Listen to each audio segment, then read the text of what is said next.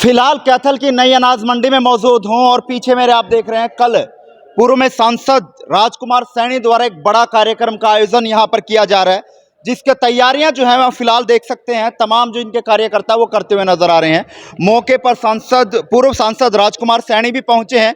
आखिरकार कल कैथल में ऐसा क्या बड़ा किया जाएगा, कल क्या कुछ यहां से मंच से जो है वो राजकुमार सैनी जो है वो दहाड़ते हुए नजर आएंगे, क्योंकि अक्सर जो देखा गया है सरकार के खिलाफ जो है वो बोलते हुए नजर आए हैं।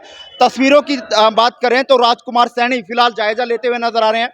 पूर्व में सांसद हैं, इनसे तमाम बातें करेंगे, फिर करेंगे सरकार की नीति और नीयत के बारे में बात करेंगे और कल क्या कुछ यहाँ पर जो है वो होने वाला है, क्या कुछ राजकुमार पूर्व में सांसद रहे हैं वो कहने वाले हैं।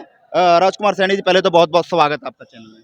सबसे पहले तो मैं हरियाणा का करंट आप पैदा कर रहे हैं, हरियाणा में करंट पैदा कर रहे हैं, हरियाणा करंट न्यूज आपकी मैं बधाई देता हूं आपको। आप आए, आप में सरकार की बात कहने सुनने के दम है, अन्यथा मीडिया तो आजकल गूंगा हुआ पड़ा है। मैं बधाई देता हूं आपको कि आप मेरी बात सुनने के कल लिए। क्या धमाका किया जा रहा है? कल बताया जा रहा है कि बड़ा जोरों शोरों से कल एक बड़ा प्रोग्राम यहाँ पे किया जा रहा है। यहाँ पर जो अभी तक पूरे देश के अंदर जो निचले तबके के लोगों को दबाने का प्रयास किया जा रहा है, देख लिया आपने यूपी में एक आदमी इसी प्रकार से हमारी तरह चंद्रशेखर जो उसकी आज़ाद भारत पार्टी है, ये पूरी यूपी के अंदर भ्रमण कर रहा था और उसके ऊपर गोली दाग दी जाती है। ये है कि निचले तबके की आवाज़ को बंद करने का एक प्रयास है और भारतीय जनता पार्टी हमें भी और जितने लोग भी अभी तक अपने हकों के लिए, जनता के मुद्दों के प्रति जागरूक करने के लिए फील्ड में जो गए, किसी को तो ईडी का सामना करना पड़ रहा है और किसी को जो है ना सीबीआई का सामना करना पड़ रहा है। हर किसी का गला दबाने का प्रयास किया जा रहा है, यहाँ तक कि मीडिया का भी गला दबा दिया गया है। अब सिर्फ गोदी मीडिया ही है जो अपनी बात उनके लेवल से कह सकता है, अन्यथा वो बात जनता की आवाज़ बन के नहीं रहा। लेकिन यहाँ का जो धमाका आप पूछ रहे हैं, ये एक पहला करिश्मा है जिसमें एससी और बीसी और minority, SC ST OBC and minority, ये एकता सम्मेलन है। इस एकता सम्मेलन की आवाज़ सिर्फ एक है कि जिन लोगों की संख्या लगभग 75-80% है, वो कहाँ है शासन प्रशासन में। वो पूरी जुडिशरी देश के अंदर 25 हाई कोर्ट, एक सुप्रीम कोर्ट, एक भी जज आज तक बैकवर्ड क्लासेस का नहीं लगा, जहां आखिरी फैसले होते हैं, ना सुप्रीम कोर्ट और ना हाई कोर्ट। अब जाके जब शोर ज़्यादा मचा इक्का दुक्का, वो भी दिखावटी यूनिवर्सिटियां की अगर जहां शिक्षा दी जाती है, जहां देवी देवताओं को पढ़ाया जा रहा है, जहां कहीं फूले साहब की विचारधारा, समानता की विचारधारा, बाबा साहब अंबेडकर की विचारधारा, गौतम बुद्ध जो हमारे देश के नेता बाहर जाके कहते हैं मैं बुद्ध की धरती से आया हूं, वो बुद्ध की धरती सिर्फ बाहर दिखाने के लिए है। जिस बुद्ध की धरती पे हम यहाँ खड़े हैं, इसी कुरुक्षेत्र की धरती में भी बुद्ध स्तूप है, यूनिवर्सिटी के बिल्कुल सामने। वहां बुद्ध की धरती का बुद्ध का नाम नहीं है।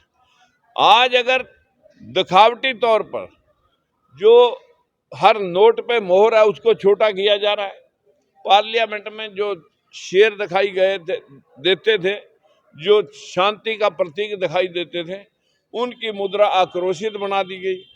पता नहीं सिंगोल कहाँ से उठाकर लाए जो राजतंत्र का प्रतीक है।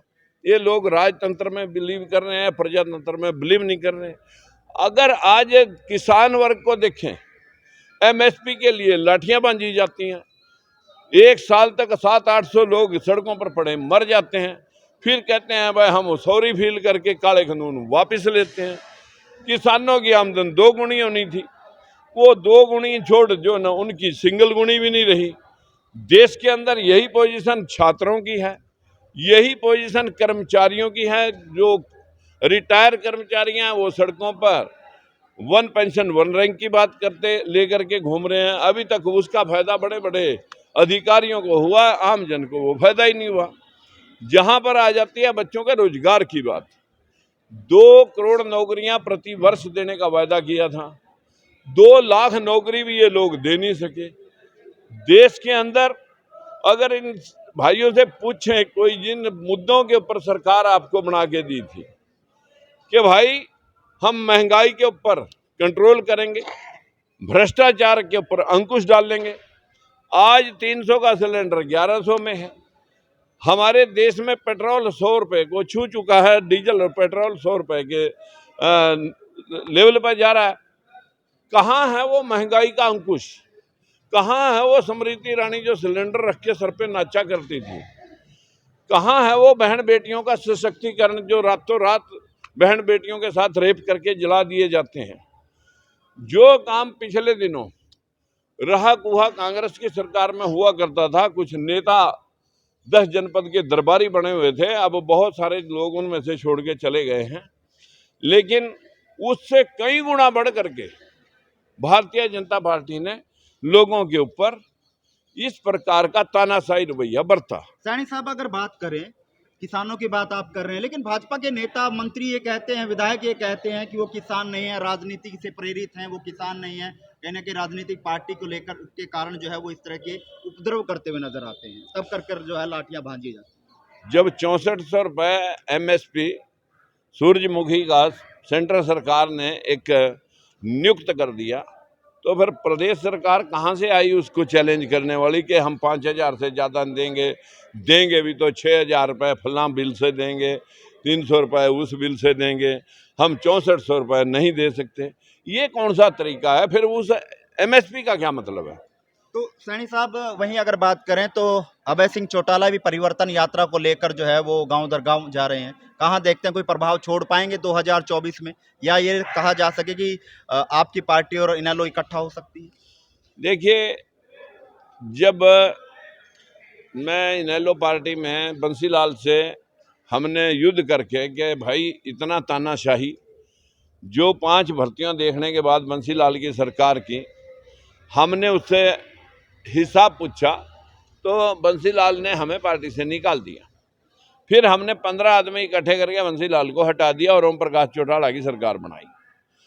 पहली भर्ती ओम प्रकाश चौटाला की सरकार में 3200 JBT टीचरों की होती है।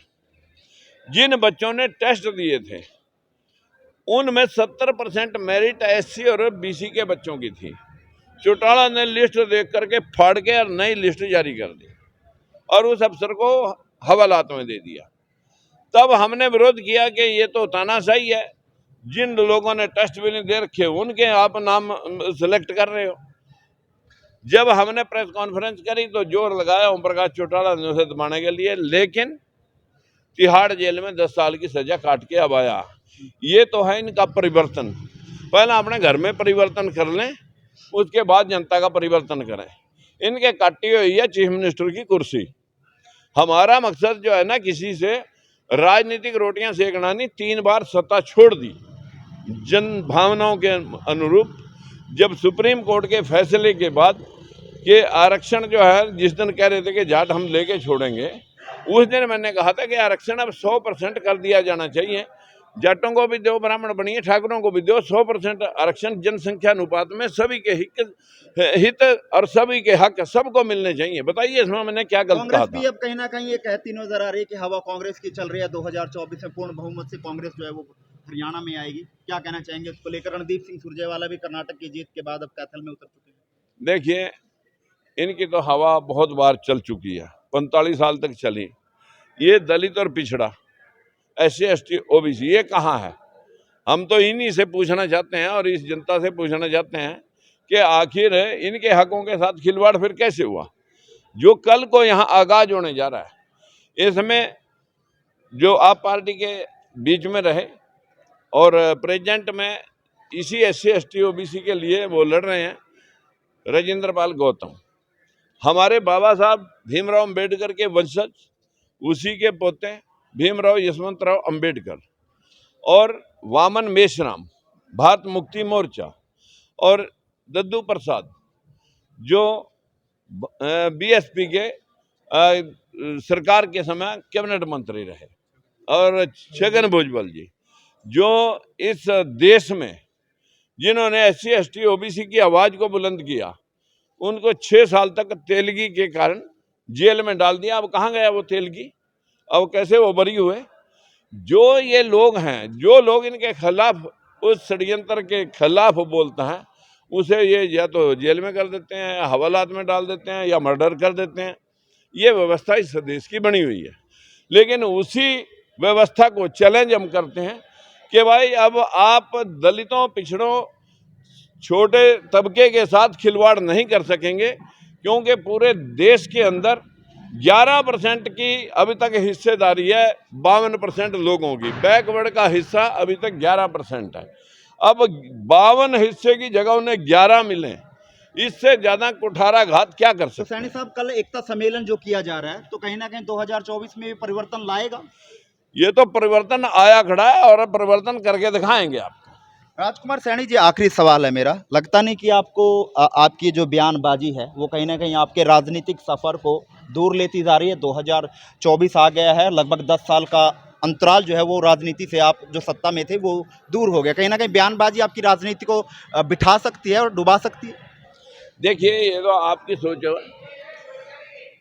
लोगों को, सभी पार्टियों को गूंगे लोग चाहिए।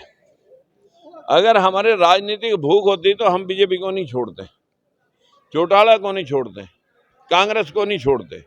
राजनीति मेरा बिजनेस नहीं है, लोगों ने इसे बिजनेस बना तो रखा लोग है। जुड़े क्यों नहीं अब तक? ये दिखाएंगे ना कल को जुड़े हैं कल कितने। लगता है कि कितने की संख्या लोगों की पहुंच पाएगी, कोई आकलन? बस ये कह सकता हूं कि यहाँ पैर रखने के लिए जगह नहीं। ये थे हमारे साथ पूर्व में सांसद राजकुमार सैनी, जिन्होंने साफ तौर पर कल एकता सम्मेलन के माध्यम से आगाज कर दिया है 2024 का, लेकिन साफ तौर पर सरकार को चेता दिया है कि अब दबे कुचले लोगों को आप और नहीं दबा सकते, क्योंकि अब ये जाग चुके हैं। लेकिन कल देखना होगा राजकुमार सैनी के इस बदले लोग जागेंगे और कितने लोग पहुंचे से कैथल की नया अनाज मंडी से होने जा रहा है। इस वीडियो को ज्यादा शेयर करें। कल भी आपको दिखाएंगे कि किस तरह का आकलन जो राजकुमार सैनी जी चाहते थे उस तरह का मिला और कितना सफल जो है ये कार्यक्रम।